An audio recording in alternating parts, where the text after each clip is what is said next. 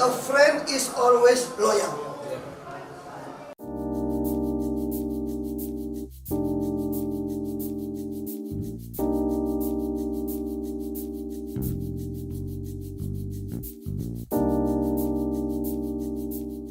Saya tidak etis menyebutkan teman. 2019, ketika adik perempuan saya yang kandung meminta saya mendukung Pak Prabowo meninggalkan Pak Jokowi, yang telah istilahnya bagi dia meninggalkan saya masuk ke tahanan, padahal polisi jaksa di tangan kuasa beliau.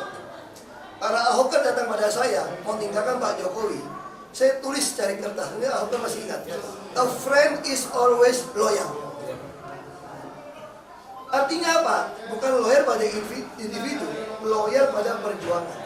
Bagaimana mungkin kita membiarkan Pak Jokowi tidak mau lanjutkan periode kedua, menyerahkan pada Pak Prabowo untuk memimpin? Maka saya tidak rela. Saya bilang sama para Ahok semua udah datang ke tahanan. Tadi saya bilang, nanti kamu bisa dipenjara lagi loh kalau kamu itu menang loh. Saya bilang emang bisa? Ya kalau penguasa mau lapor lalim apa juga bisa. Emangnya Pak Jokowi nggak bisa? Oh Pak Jokowi orang baik, kata dia. Kalau dia menang pun nggak mungkin penjarakan kamu, kan teman. Lagi pun teman aja biarin kamu masuk penjara kok, dia bilang. Dia sampai segitunya ke saya. Tapi saya bersyukur. Saya orangnya agak ikutin mistik-mistik juga. Pas saya lagi baca kitab suci saya, keluar kalimat yang sangat pencerahan, iluminasi ke saya. A friend is always loyal. Makanya saya mulai paham. Oh maksud bacaan hari ini untuk menghadapi adik perempuan saya. Nah hari ini tanya, ada yang telepon saya, ada teman-teman dekat juga. Kenapa kamu nggak menggunakan a friend is always loyal? Friendmu kan sudah ke 02. Saya bukan mengkultuskan pribadi orang. Hanya satu Tuhan yang boleh kita sembah. Hanya ada satu Allah kok.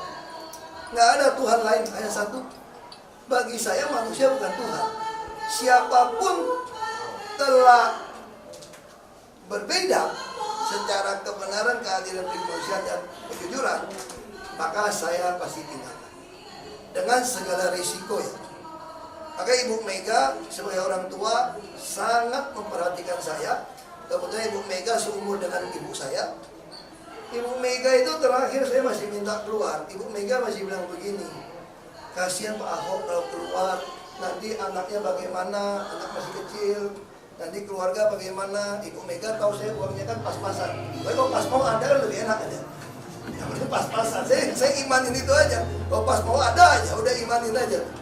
Lalu ibu itu pengennya apa namanya? Ini seorang ibu ya. Makanya saya sangat menghargai Ibu Mega. Beliau tidak pernah ngajak saya menyerang Pak Jokowi. Beliau tidak pernah. Karena dia tahu teman. Saya bertanya sama Ibu Mega, saya masih bisa ketemu Pak Jokowi nggak? Ya bisa dong, kan teman. Ini Ibu Mega loh.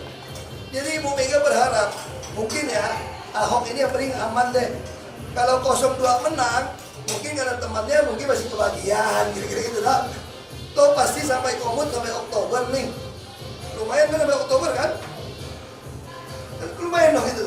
Tapi Ibu Mega, akhirnya saya bilang, Ibu, kalau saya nggak mau berjuang untuk Pak Ganjar, Pak Mahfud sekarang, saya akan menyesal seumur hidup saya. Izinkan saya keluar untuk melawan. Dan saya sudah bereskan Pertamina dengan track yang jelas, dengan rekod yang jelas, dengan RUPS, RKAP yang jelas, KPI yang jelas, model yang jelas. Siapapun dengan digital melakukan yang tidak betul akan gampang teraudit. Dan semua perwira di Pertamina sudah merasakan bagaimana keadilan di depan posisi. Ada internet job posting, ada lelang. Akhirnya Ibu Mega nggak mau jawab. Saya udah bilang Bu Kori, masa Bu Mega jam 7 malam udah masuk kamar? Di rumah Ibu Mega nggak ada.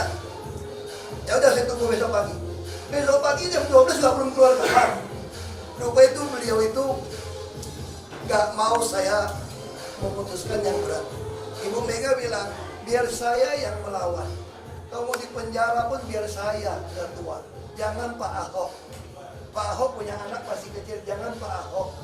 Saya bilang, Bu, orang bilang kan gitu kan, pasti kalah Ganjar. Semua pasti dukung dia. Saya punya perspektif berbeda. Kalau kalian mengatakan Ganjar pasti kalah, saya harus keluar dong untuk memenangkan dia. Ini sesuatu berbeda kan, Pak. Dia bilang ibu. Akhirnya Pak Hasto, saya suruh Pak Hasto ngomong. Ini bukan paksaan siapa, saya yang mau. Kalau saya keluar mesti jadi miskin apapun itu urusan saya sama Tuhan. Tak mungkin lah. Ada teman saya, lu gak takut lu susah lu? Saya bilang 57 tahun Tuhan piara saya. Kenapa sisa umur saya selanjutnya saya takut? Gak pantas saya takut. Udah 50 masuk penjara itu pernah kok. Kenapa takut gitu loh? Akhirnya ibu bilang kalau Pak Ahok ikhlas, silakan keluar.